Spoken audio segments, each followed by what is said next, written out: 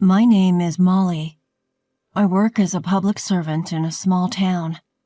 8 years ago, I married my husband, Michael, who was also a public servant. However, because both of us have jobs that require us to frequently move, we live separately. We don't have any children. Every evening at 9 p.m., I receive a message on WhatsApp from my husband. Damn, I have a meeting tonight as well. You have a hard time every night. When will you be able to come home next? Don't know. Unsure. End of discussion. This seems to be the only conversation between us as a couple. In our 8 years of marriage, we have never lived together. People may think that we are a marriage of convenience because of this. However, in our industry, this situation isn't unusual. In fact, it's rather common. That's because we are both federal civil servants. Specifically, we are soldiers. We get transferred to different military bases around the country every 2 to 3 years.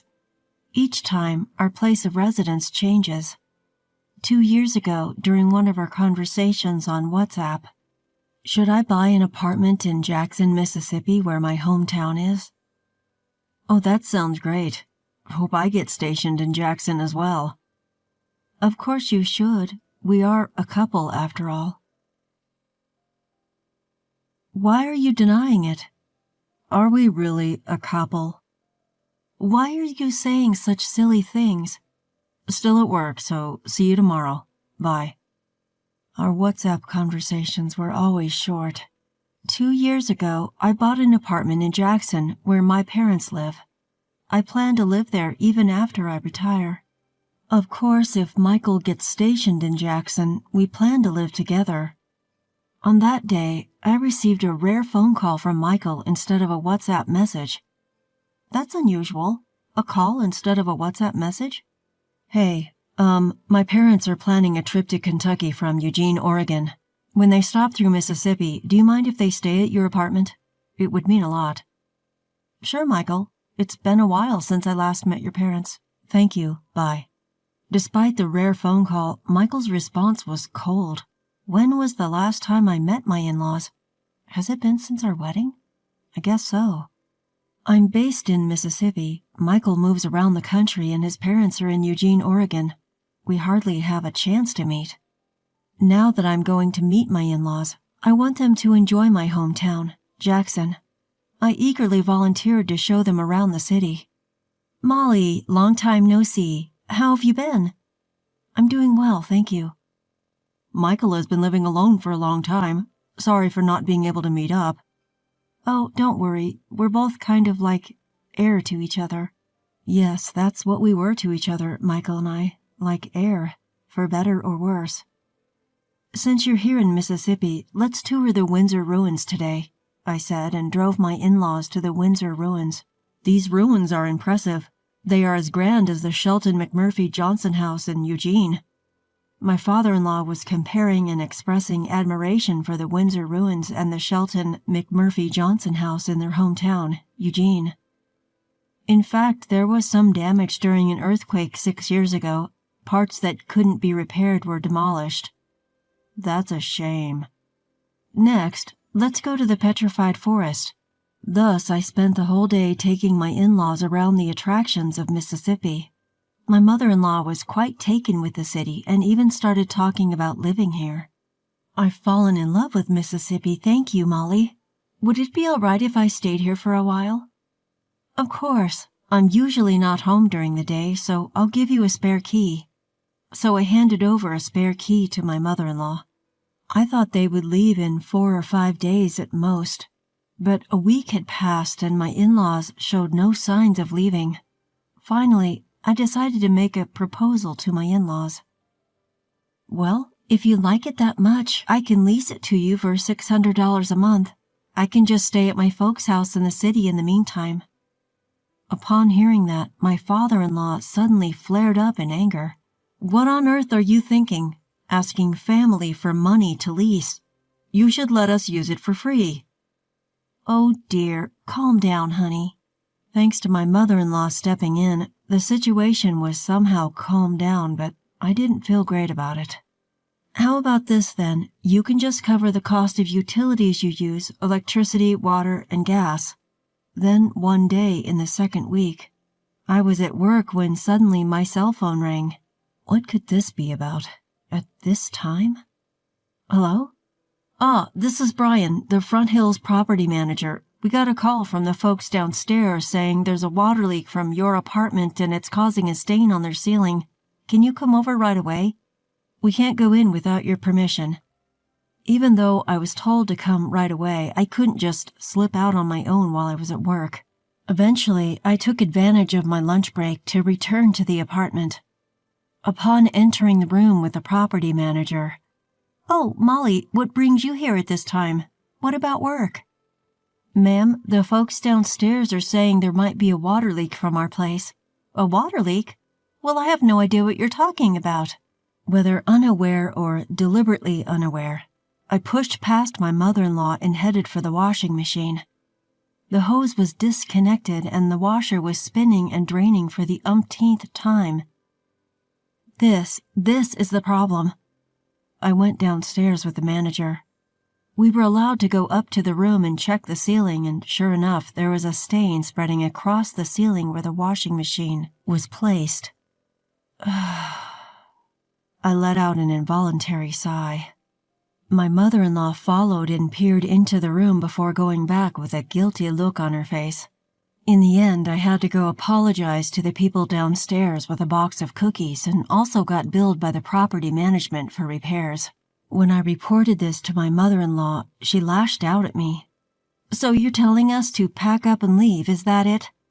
We're not going anywhere that easily. Should we just up and go? Huh." The complaints didn't just stop at the water leak. The property management again called with another issue from the residents. "This is Brian, the Front Hills property manager. What could it be this time?" I instantly braced myself. The complaint this time was about my father-in-law singing loudly on the balcony every night, causing a noise disturbance. Ugh, seriously? I desperately suppressed the urge to lash out at my surroundings, but I won't let it slide this time. When I went to the apartment again, my in-laws, who should have been there, were gone. I found a note on the table. "We appreciate your hospitality. We are heading back to Seattle." What, that's it? I found myself shouting out loud. Turns out they had left without paying a single penny for the electricity, water, or gas they had used. What was left was a large amount of garbage inside the house. At least take out your trash, jeez. Anyway, with my in-laws gone, I moved back into the apartment from my parents' house. One day, my husband unexpectedly called me. "My dad and mom love your apartment, so I'm giving the apartment you bought as a gift to them, understand? If you go against this, we're getting a divorce." Behind him, I could hear my mother-in-law's laughter. After leaving my apartment, my in-laws had moved into their son's government quarters, my husband's place. Then, instead of confronting me directly, they manipulated my husband into demanding that I surrender the apartment. How did it come to this? Now I'm being forced to make a choice. Should I give up the apartment I finally got my hands on, or should I get a divorce? It's a binary choice. I thought hard, groaning. All right, I made up my mind. 2 days later, my husband didn't text me through our usual WhatsApp, but instead called. "You'll pay for this." The very day he forced me to choose between handing over the apartment or a divorce, I sent him the divorce papers by express mail. He was angry about my action, which was completely unexpected. Not even a week passed, and I was summoned by my boss at work. "A moment, Molly?" Unbelievably, it was a transfer order for me to head to Dallas. My ex-husband, who manages personnel, had pulled some strings behind the scenes to harass me since I adamantly refused to let go of my apartment. Damn it, I won't forget this. But what about my apartment? Should I give in and rent it to my ex's parents? Right, this is exactly the time. I paid a visit to the legal affairs person at my workplace. You have no relation whatsoever with your ex-husband now, so naturally you're unrelated to his parents, too. I think you should rent this out as a landlord." That's what I thought. I immediately called my in-laws, who had gone back to Portland, and told them that I was ready to rent my apartment out when I'm transferred. To my surprise, they readily agreed. Well, it wasn't harassment, they just really liked my apartment. On this occasion, I proposed a condition of $700 per month, including the utility bills and repair costs from their last stay, which they accepted without a fuss. While working in Dallas, I was also studying for the internal selection examination. Only a select few could reach the top level among senior military officers. The biggest hurdle to reach that top level was an examination to enter a course called the Command Staff Course, which trains unit commanders. Those who pass the examination and complete over a year of training are assigned to units all around the country as unit commanders. It wasn't so much about wanting to be important or wanting to be in charge of others. I was full of the desire to get a higher rank and position than my ex-husband and to show him up. And believe it or not, I overcame this super tough hurdle and was given permission to enter the Command Staff course in one shot. Watch this, Michael. The real revenge starts now. Those who study in the Command Staff course are admitted to the Military Officer School. The Military Officer School is in New York, where my ex-husband resides. My ex-husband, who is in charge of personnel, must surely know that I passed the examination, but I purposefully didn't contact him, nor did he reach out to me. So after 16 months, I became a commander of a unit that is responsible for education and training of soldiers in Nebraska. Around the same time, my ex-husband was also assigned to Nebraska, where he was assigned to the Regional Cooperation Headquarters, which is a liaison between the military and local people. Thanks to the internal selection exam, my rank is now higher than my ex-husband's. That day was a training for senior officers who had newly arrived in Nebraska. "Hey, why are you wearing a rank insignia that's higher than mine?" As soon as my ex-husband spotted me and approached, the first thing he did was yell at me. Even the higher-ups around us were taken back, wondering what on earth was happening. I brushed it off lightly. In my heart, I thought, I'm not with a low-conscious person like you anymore. It was a fantastic, sunny Sunday. This day was the annual base open day, a rare opportunity for ordinary citizens to interact with servicemen. From children to adults, everyone cheered as they saw the tanks displayed within the base grounds. They were overwhelmed by the simulation of combat training, where soldiers descended from a helicopter that landed on the rooftop helipad, swiftly landing on the ground and readying their guns in a Spider-Man-like maneuver. Some people took photos with the soldiers in camouflage, and others were delighted to have commemorative and bear-related merchandise in their hands. As a training coordinator, I was at a booth where the ordinary citizens could experience the forward-leaning rest position with active servicemen. That's when my ex-husband showed up, bringing along some people from the Parents Association. The emotions I had been holding back against my ex-husband and former in-laws, my desire for revenge, flared up as if this was the perfect moment. Now is the ultimate chance for revenge. I can't miss this chance. How about it, mister, over there? Mom and Dad, would you like to join us too? Before I knew it, I found myself calling them over, bringing my ex-husband and former in-laws to our booth. Reluctantly, I forcefully fitted my ex-husband with an iron helmet and lined him up with the other servicemen. All right, in the military, we give everyone a number and then call out that number. We don't have time to call everyone by name. I'm going to start calling out the numbers. When I say start numbering, the person on the right will say 1, then the next person will say 2, 3, 4, and so on. That's how I got my ex-husband to line up at the far right, in the number 1 position. The others were half servicemen and half ordinary citizens. Numbering, start. 1. Number 1, you're slow. When I say start numbering, you respond immediately. Yes. At that moment, my ex-husband, who was standing straight and at attention, made me want to burst out laughing. This is amusing. Now, we're going to practice the forward-leaning rest position. After that, the instructor, a serviceman, gave a brief lecture on the procedure of the forward-leaning rest position, and after the participants repeated it several times and learned the moves to a certain extent, I took over.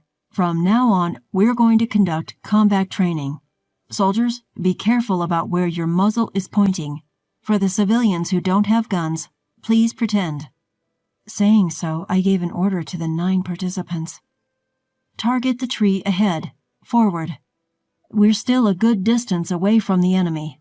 Everyone maintain a low profile and advance by running, using the target tree as cover. Then keep your guns pointed in the direction of the enemy and let a part of the team move forward in a bounding overwatch. Number 1, bounding overwatch, move forward. I have decided to push my ex-husband to the limit with orders. What are you doing, Number 1? You're too slow. Move forward, Number 1. Number 1. Yelling like that, my husband reluctantly pushes forward. Number 1, you're standing too tall. You're going to get shot. Do you want to die, Number 1? And so my ex-husband, an active duty soldier, crawls around the ground with his rifle. Number 1 has arrived. Under the blazing sun, my ex-husband manages to utter these words, barely. Number 1, your voice is too quiet. Do it again. Suddenly, a burst of laughter erupts from the crowd.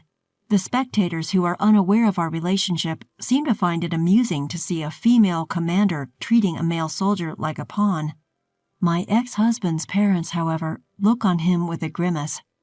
In the hierarchical world of the military, my husband, who initially had a higher rank than me, had always tried to assert his dominance over me, both at work and in private. In the military, they often say that there's a rank system even among wives, and I think my in-laws also began to look down on me, reveling in the attention their son received, which was mostly due to his rank and not his character. Fueled by this frustration, I decided to take the selection exam and passed it in one go, resulting in a complete turnaround.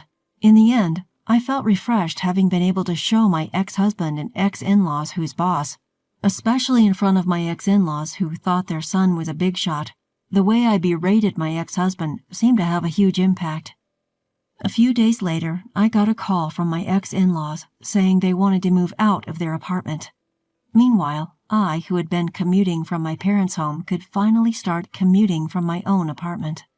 Ironically, I still bump into my ex-husband here and there, and seeing his grimacing face each time has become a secret pleasure of mine.